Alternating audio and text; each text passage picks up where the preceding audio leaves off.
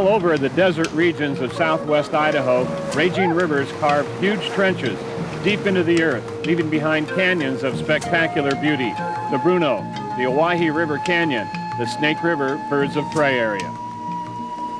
Even here along the Boise River, these basalt cliffs bear witness to the incredible power of a roaring river. But nowhere is it more dramatic than in the deep gorge of Hell's Canyon.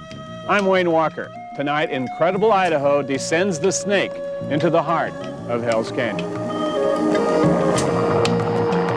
Steeped in history, shimmering with heat, it plummets 7,900 feet from rim to river, forming the deepest canyon in North America. Winding like a serpent along the floor of this chasm is the Snake River, somewhat tamed but not defeated. It forms the watershed for a vast region of the mountainous west, stretching nearly 1,000 miles. Along the way, it's drained and dammed until it arrives here at the last of the Middle Snake River dams, Hell's Canyon. 140 miles further downstream, it will be dammed again when it turns west towards the Columbia. But now, for the rest of its journey north, it flows free, designated by the federal government as a wild and scenic river. Say, when you think, Rick? I'd say about there.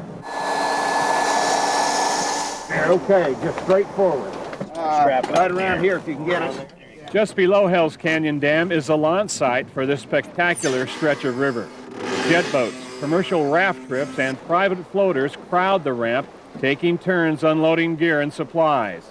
This portion of the river is managed by the Forest Service.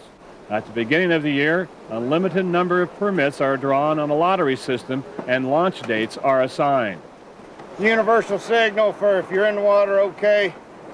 Hand on top of your head.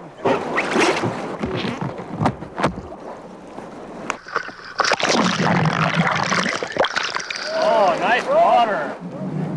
But this is a working trip for Butch Welch, a conservation officer with the Idaho Department of Fish and Game. Oop, we gotta redo one strap there. He's designated as a backcountry patrol officer, and in Idaho, that covers a lot of territory. You know, we're still regular game wardens, we just don't have assigned patrol areas. We help everybody else in the region. But come hunting season and this time of year, we can go out, make our presence known in the backcountry, and we're not leaving the patrol area vacant. Couldn't ask for better weather. It's not too hot. Part of the job for Butch and fellow officer Rick Cooper will be to check fishing licenses and sturgeon tags. In a jet boat, you usually don't slow down. You're looking at the water. You just kind of buzz from people to people and check fishermen. Doing a patrol in a raft is kind of a totally different situation. You're not really looking to check as many people. You're not in uniform. It's really a pretty effective way of doing a patrol. Well, are we catching any fish yet? The long pole at the stern is a sturgeon rod. You guys fishing on Idaho licenses? Okay, guys, yeah, I'm C.W. Welch with the Idaho Department of Fish and Game, and here's my ID.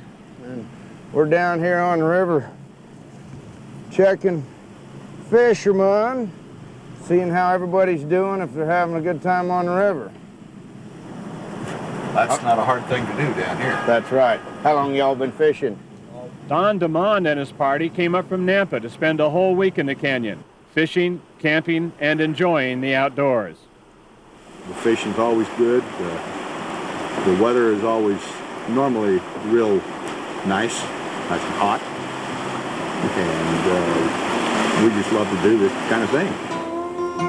Both Butch and Rick say that most license checks are like this one, an enjoyable experience. Sturgeon or two. And actually, it's been one of the funnest parts of the job in almost 19 years I've been an officer. Is, you know, you get those guys every once in a while that wake up on the wrong side of the bed, or they get we encounter them in a violation situation. But by and large, most people are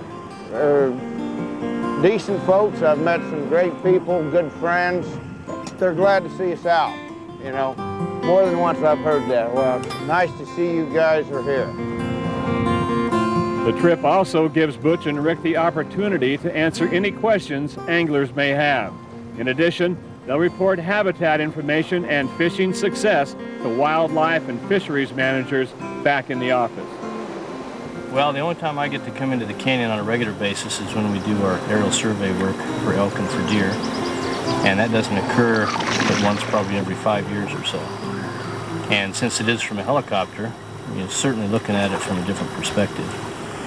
Kayaker Jay Crenshaw is the wildlife manager for the Clearwater region, which includes the canyon. One of his concerns here is the disease problems that have plagued the bighorn sheep in this area. Well, certainly we're spending more time evaluating what's here in the canyon more recently because of the opportunities to try to stimulate the sheep population again by having some transplants both on this side in Idaho but also on the Oregon and Washington sides as well. Jay joined the float trip both to evaluate habitat at ground level and to add a safety element as an experienced kayaker. That's a real advantage of having the kayak along on a trip because if anybody does run into trouble, then you can go after an individual. You pull them to shore or help somebody if they've run into some other kind of problem. And if a raft does flip, then sometimes it's pretty critical to act right away. But there's no serious rapids on this first leg of the journey. It's a comfortable float and a good opportunity to study the changes produced by nature in this high water year. Well, when you get in a dam situation like we've got here on the Snake, it kind of interrupts, obviously, the normal flows and the high waters and the way it deposits the sediments. So when we get some good high flows like we had this year, it'll kind of scour out the bottom and then take up that sand and deposit it where, you know, it would have normally been in a normal river situation.